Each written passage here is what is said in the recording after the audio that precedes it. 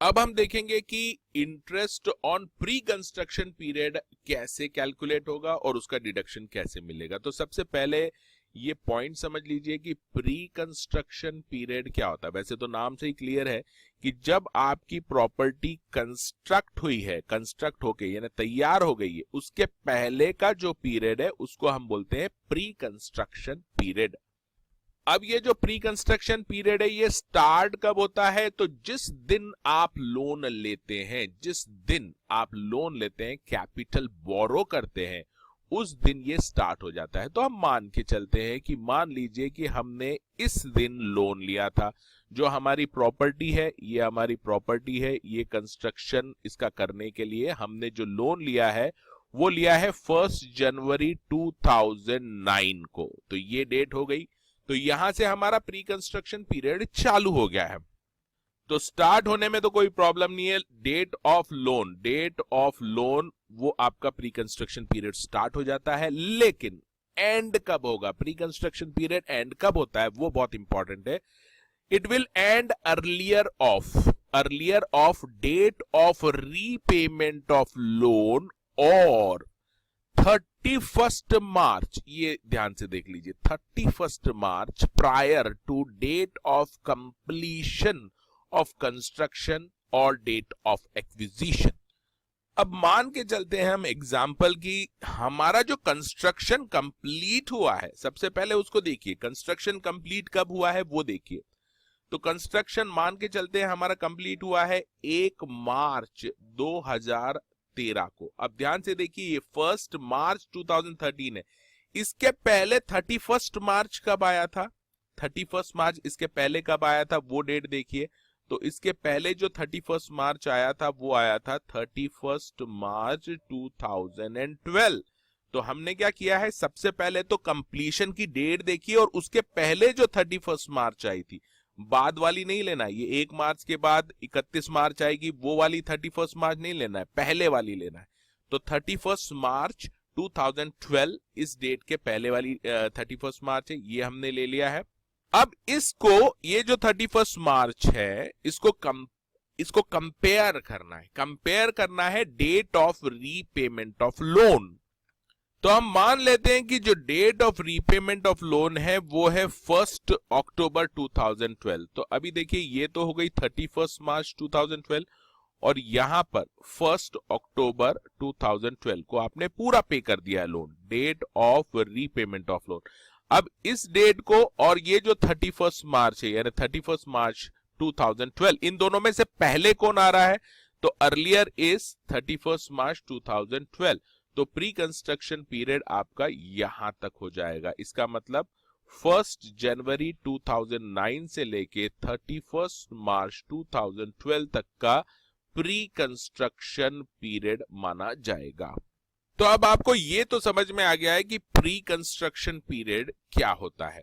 अब देखिए pre construction period में क्योंकि आपने लोन तो चलता रहता है तो आपने लोन का इंटरेस्ट पे किया होगा, लेकिन प्रॉपर्टी तो बनी नहीं है। तो ये जो प्री कंस्ट्रक्शन पीरियड रहता है इसका जितना भी इंटरेस्ट रहता है वो डिडक्टिबल होता है इन 5, याद रखना है, 5 इक्वल एनुअल इंस्टॉलमेंट में। तो 5 इंस्टॉलमेंट में ये इंटरेस्ट डिडक्टिबल होता है। कब से डिडक्टिबल होगा? Starting from the year in which construction is completed. और अगर आपने कंस्ट्रक्ट नहीं किया है तो जिस साल में आपने प्रॉपर्टी एक्वायर की है उस साल से ये 5 इंस्टॉलमेंट में आपको इसका डिडक्शन मिलता है।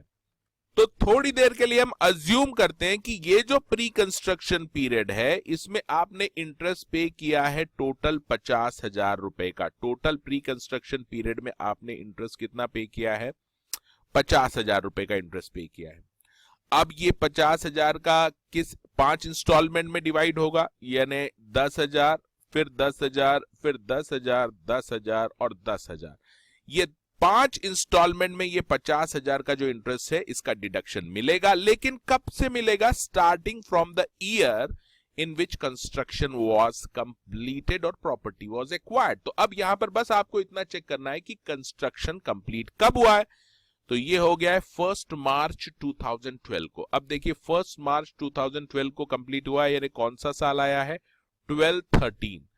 तो फाइनेंशियल ईयर आपका 12-13 है जिसमें आपका ये कंस्ट्रक्शन कंप्लीट हुआ है, तो इस साल से आपको डिडक्शन मिलना स्टार्ट हो जाएगा इन इक्वल इंस्टॉलमेंट। तो 10,000 का डिडक्शन मिलेगा आपको 12-13 में, उसके बाद 13-14 में 10,000, फिर 14-15 में, देन 15-16 में एंड लास्ट में 16-17 में। इस तरह से ये आने वाले 5 सालों में आपको इक्वल इंस्टॉलमेंट में ये डिडक्शन मिलता है प्री कंस्ट्रक्शन पीरियड का जो इंटरेस्ट रहता है। यानी 50,000 अगर आपका इंटरेस्ट है तो आपको 10,000 10,000 10,000 इस तरह से आपको 5 सालों में मिलेगा। और ये कौन सा साल होगा स्टार्ट होने का, डिडक्शन कौन से साल से स्टार्ट होगा?